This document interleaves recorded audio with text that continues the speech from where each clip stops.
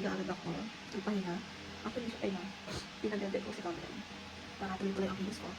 Akala ko makapagpahinga ako kasi ang daming kalat. As a mother, kailangan mo matutulog ng madaming kalat. Tsaka kasi parang mamaya pagising ko, ang gagawin lang namin is kakain. Tsaka lalaro si Cameron. Kasi if mamaya ko pa ito gagawin, anong oras mo matatapos? Kasi mamaya pupunta kami ng Manila. Doon sa bahay ni Carl. Pupunta kami sa bahay ni Carl mamaya kasi bukas pupunta kami ng Bataan para mag-swimming. Pagkakita ko na po ng Mondelez, mag-impact ng galit namin ni Carl. Yung taga na kasi, na-impact ko siya isang araw pa. Biglang nag-charge. Tsaka yung kapag ngayon, nadala na ni Carl doon sa bahay nila. Kahapon, since malapit yung office ni Carl doon. Pero ayan, let's go. Kasi yung setup ng table ko every after shift. Ito, dadalhin ko to kasi meron pa ako last shift mamaya. Tapos, ano pa nadalhin ko? Ito. Ay, inisip ko yan.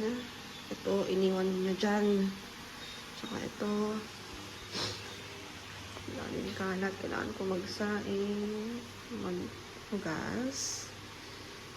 Tsaka, papakainit ko yung pusa ngayon. Yung mga cats nandito sila. Sanay na sila dyan eh. Pero mamaya bubuksan ko yan. Tapos,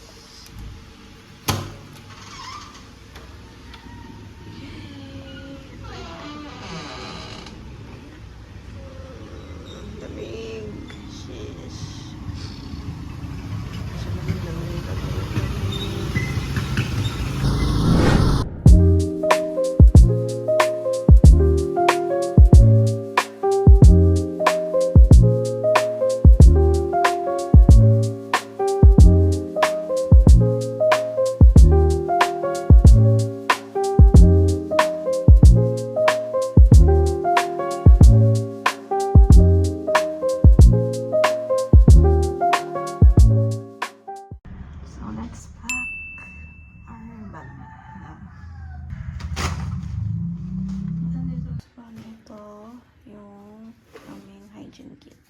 Underwear, steel, kay Cameron, sabon, syempre.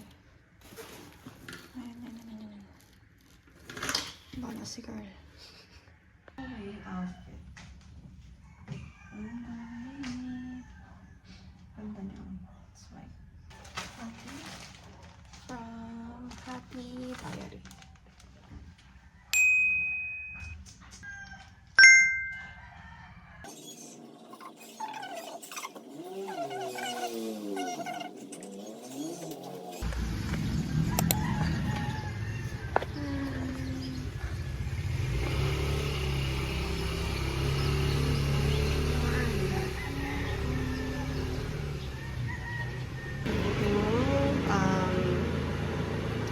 May order kay Carl sa business niya. Ito naman ibang gamit ni Cameron na kailangan. And ito yung gamit namin lahat kay Carl. Cameron! Bilog yung mukha niya. Tama, Choy. Hello.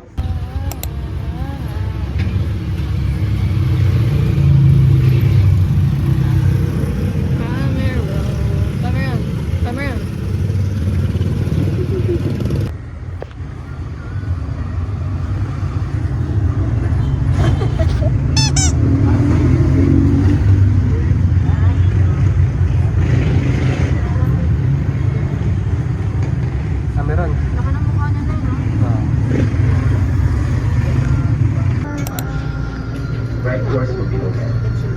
Mag-ingat po sa pagkakbang sa pagitan ng train at station platform.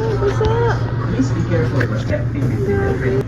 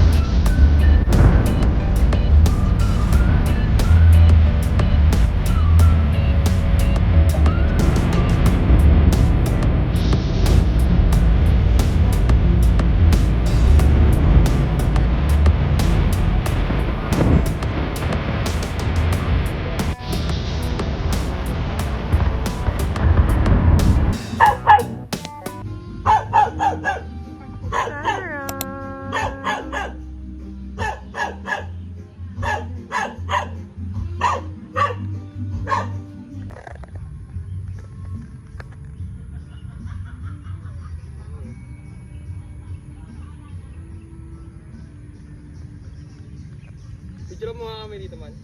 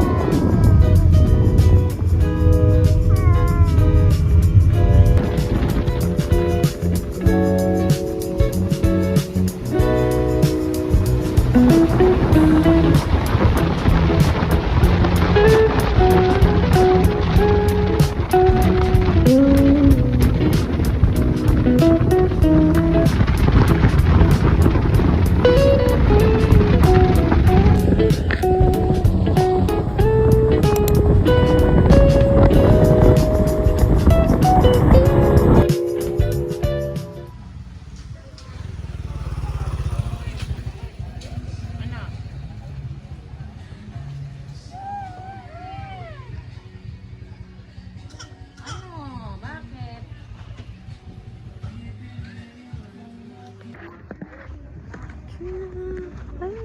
Pangot. Tatakot.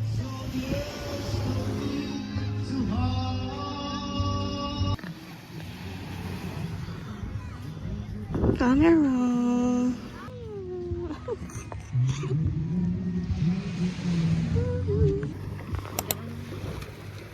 So chill.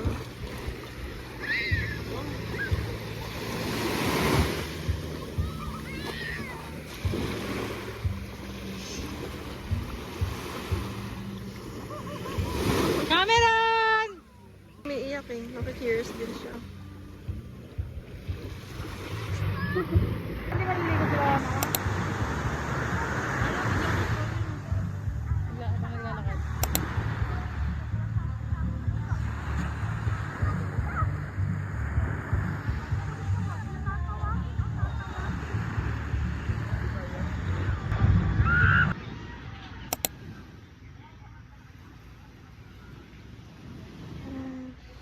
Camera.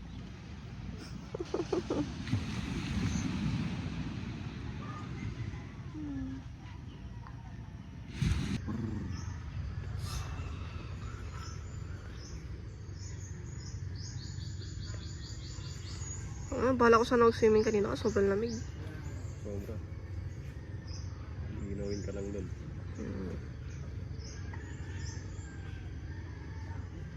Camera.